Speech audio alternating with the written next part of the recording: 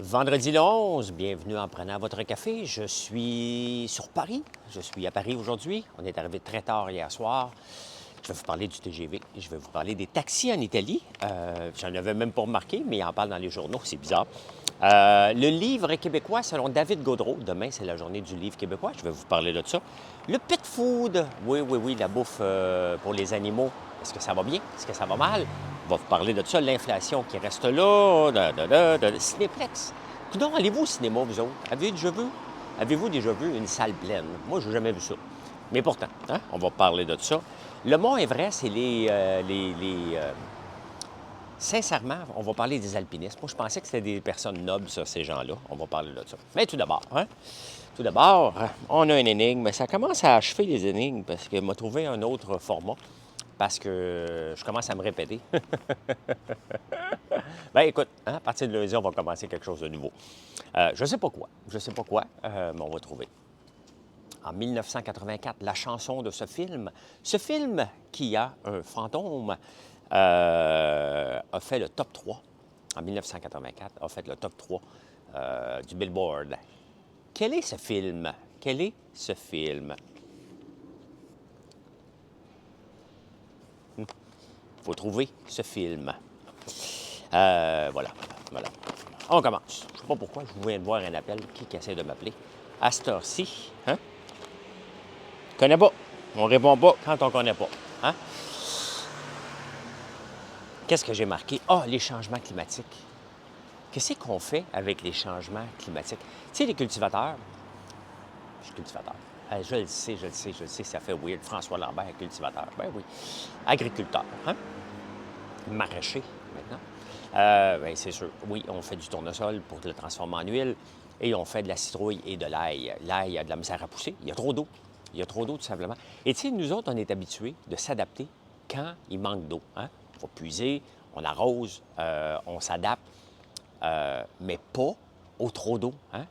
Tu as beau avoir des champs qui sont drainés, mes champs sont tous drainés, on ne fournit pas. Mon frère me disait, là, ça fait 2 semaines que je ne suis pas là, mais qu'on ne peut pas rentrer dans les champs en ce moment. C'est trop mouillé. Donc, les champs ne sont pas capables. Les tournesols qui devraient être sortis depuis une semaine, au moins, ne sont même pas sortis encore. Donc, c'est la réalité qu'on doit vivre en ce moment et c'est une réalité qui n'est pas facile. Les changements climatiques comme ceux-là risquent d'être assez difficiles à gérer dans les prochaines années. On va voir. Mais sincèrement, c'est un gros problème, le trop d'eau. Hein? Donc, on aime mieux des lacs de la sécheresse. Idéalement, rien, mais on est agriculteur. Donc, ça fait partie de notre vie, des liens avec Mère Nature. Mais là, la Mère Nature a plus l'air d'une crise d'adolescence. Là, hein? Voilà. Hey, l'Italie n'a pas de Uber. Je n'ai pas demandé d'Uber, mais selon le New York Times, l'Italie n'a pas de Uber. Il y a une grande résistance. Donc, il y a encore des permis de taxi. Et il semblerait qu'il en manque. Moi, j'ai été à Florence. J'ai pas de misère du tout à avoir un taxi. On a attendu un peu, mais pas tant que ça. J'ai demandé un taxi à Milan. J'ai pas eu de problème du tout. Mais au contraire, je suis même rentré dans une ligne de taxi et tabarnane. Je me suis fait klaxonner maudit. Donc, j'ai pas vu ça. Mais il semblerait qu'il n'y a pas d'Uber là-bas, de Lyft. Il y a beaucoup de grande résistance. Donc, les villes gèrent encore les quotas comme on faisait à Montréal. Et ça semble causer un sérieux problème à certains endroits, peut-être à Rome.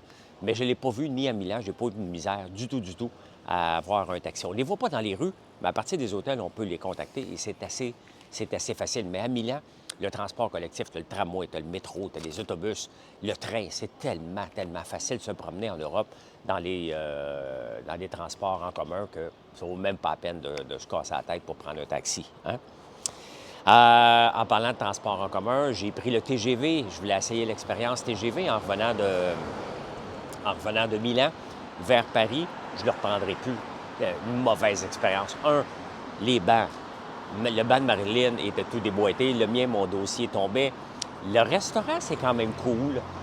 C'est pas juste du négatif. Là. Je suis pas négatif, je voulais l'essayer, mais ce n'est pas un TGV. Hein? C'est un train qui arrête partout.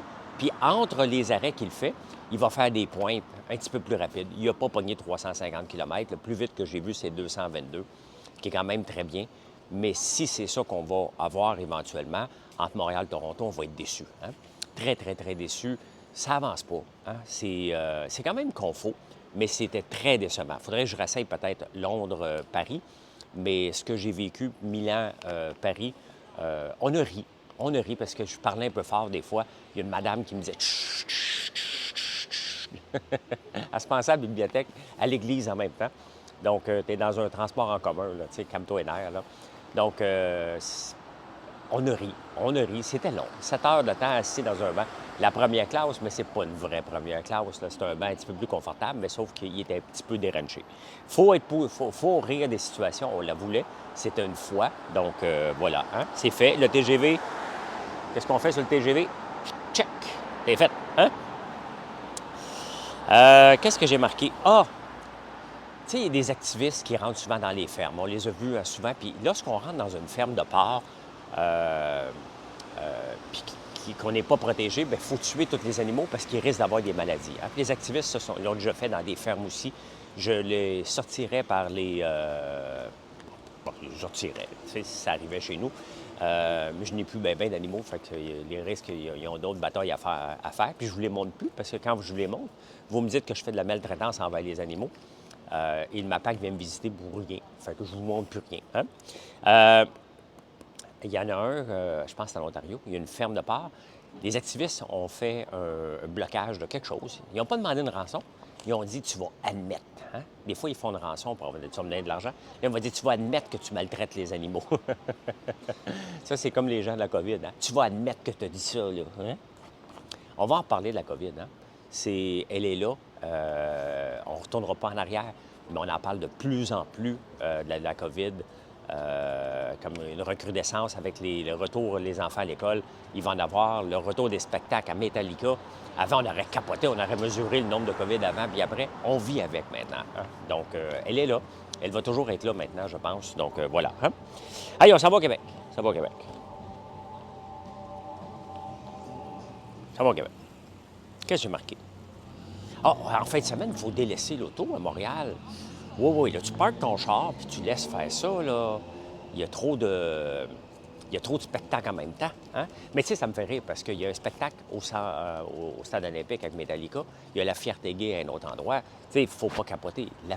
Montréal, de toute façon, puis dans toutes les grandes villes du monde, aller se promener en ville les fins de semaine, c'est un parcours. Là, tu sais, ça ne vaut pas la peine de prendre notre auto. On peut marcher Montréal. On peut se stationner un petit peu plus loin. Et le marché, c'est ce que je fais régulièrement. Regardez, aujourd'hui, on est à Paris. On va aller marcher un peu. On le sait le premier arrêt, on a 45 minutes de marche. On va le marcher. On peut prendre le train, l'autobus. Là. Bon, on découvre aussi l'architecture parce que c'est beau. Regardez l'architecture derrière moi. C'est de toute beauté. C'est comme si on était dans le Vieux-Montréal partout. Bien oui, il faut délaisser l'auto constamment. Donc, si tu veux rentrer puis te promener dans les villes, viens te promener dans Outremont. Hein? Ça a de l'allure. Mais quand tu t'en vas dans les grands centres, n'importe où, tu ne te colles pas en auto, tout simplement. C'est pas une habitude, c'est juste une logique à avoir. Hein? Du bruit. Le retour du nucléaire, Michael Sabia, qui est le nouveau président d'Hydro-Québec, ça me fait rire parce qu'Hydro-Québec, c'est Hydro-Québec. Hein? Donc, c'est pour l'eau. Mais là, on étire son mandat. Est-ce qu'on devrait retourner dans le nucléaire? La réponse est oui. Puis là, les groupes environnementalistes capotent parce que c'est pas bon pour l'environnement. Regardez, que ce soit une éolienne, que ce soit le solaire, que ce soit l'hydroélectrique. Pensez-vous que l'hydroélectrique, lorsqu'on inonde, on ne crée pas des gaz de méthane? Il y a des villes qui disparaissent, pas ici, mais en Espagne, on a déjà vu ça. Une ville entière est obligée de disparaître. En Chine, on a vu ça aussi. Pensez-vous qu'on ne crée pas des problèmes environnementaux? Bien oui, on a besoin d'électricité. Laquelle qui est la meilleure en 2023 pour être la plus durable le plus longtemps possible? Est-ce que c'est le nucléaire? Il faut arrêter de capoter, puis je pense qu'il faut se pencher. Les centrales nucléaires du temps ne sont plus les mêmes centrales nucléaires qu'on a aujourd'hui et ce serait avoir la tête dans le sable de ne pas se pencher pour regarder ça. On va changer un peu de place parce que un sable bleu à côté de moi. Je vais me tasser un peu. Coudonc, hein? Hey, pendant ce temps-là, je vous parle le livre selon David Gaudreault, la version du livre. Je suis tombé sur X, hein? Anciennement Twitter. On va se mettre ici, comme ça. Anciennement Twitter sur X. J'ai recommencé à être plus actif parce que c'est une belle façon de rejoindre les gens rapidement. Et j'ai multiplié par 100 des visites sur mon site par ma présence sur X. Ça veut dire aussi de manger des tapes à la gueule. Après, ça fait partie de X. Mais il y en a une que c'est moi qui ai donnée cette fois-là. J'en ai mangé puisque j'ai répondu à un auteur. J'ai répondu à un auteur parce que David Gaudreau, l'auteur que j'aime, que j'ai déjà rencontré, Marc, écoute, on était le 10 lorsqu'il a marqué. Le 12 août, demain, c'est la journée du livre québécois. Et lui, qu'est-ce qu'il dit dans la journée du livre québécois? Achetez un livre d'un écrivain. Hein?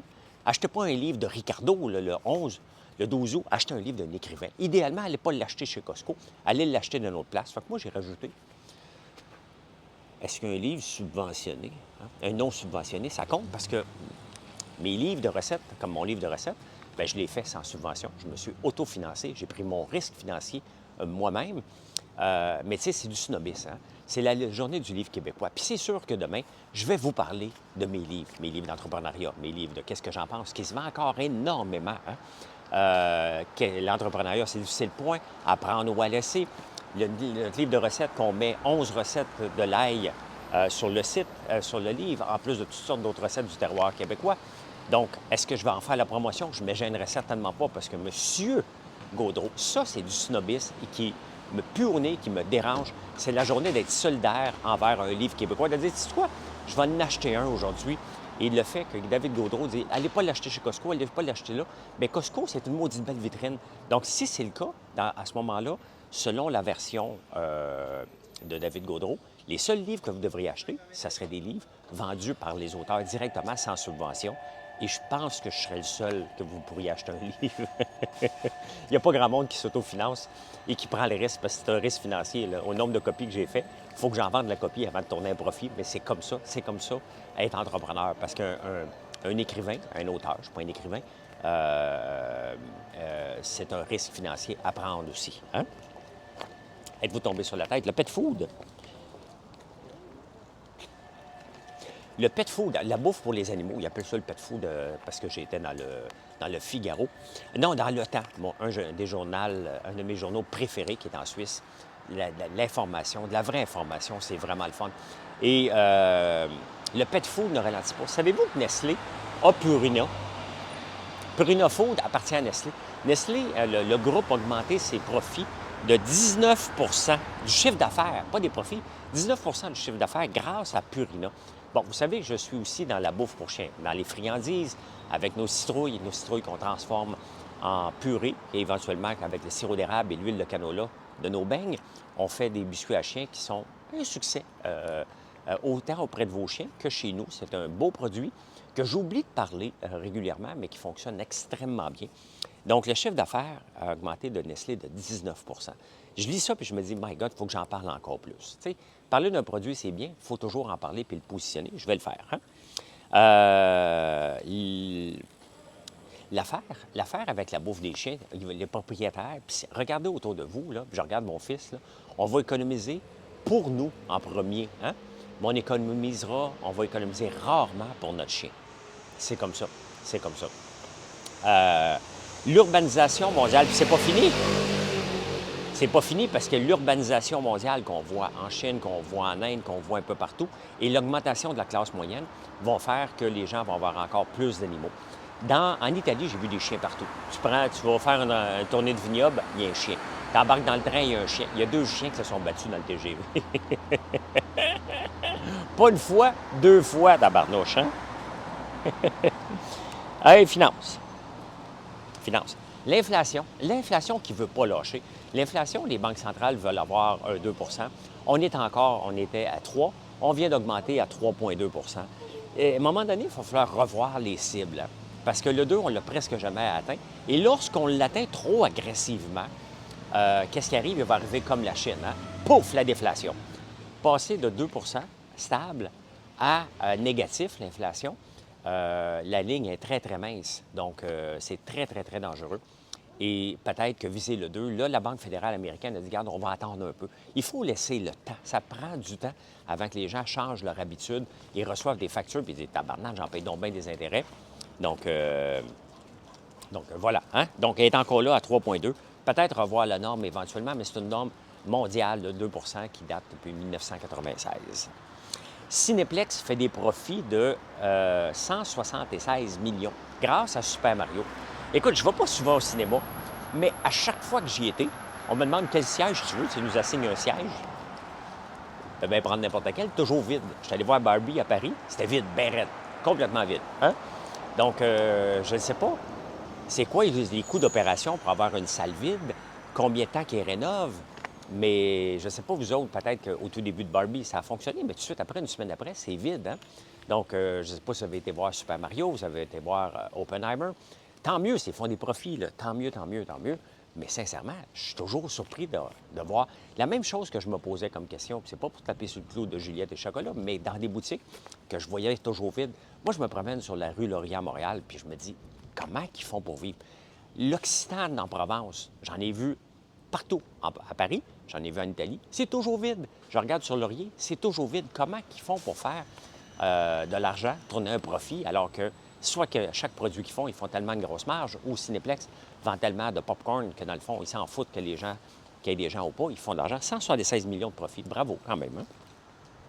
Hein? En parlant de profit, regardez Québécois qui vient d'acheter Freedom Mobile. Hein? C'est à peine dans les livres, c'est à peine tout chaud encore qui dégage un profit monstre. Qu'est-ce que ça veut dire, ça? Hein? Ça veut dire que nos forfaits cellulaires, c'est bien pour Québécois, là. Il réduit sa dette de Vidéotron comme ça. Hein? C'est un bon achat, puis bravo. Mais ça veut dire qu'il y a quelqu'un qui paye pour ça, et ce sont nous, le consommateur, qui paye trop cher pour nos cellulaires.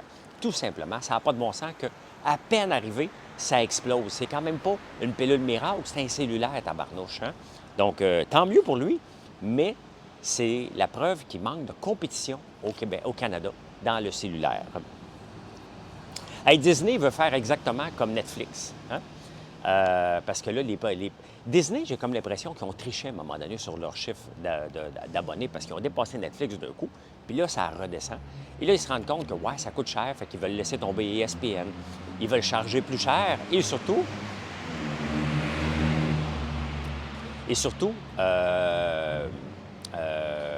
éviter le password sharing, tout simplement. Ce qui est normal.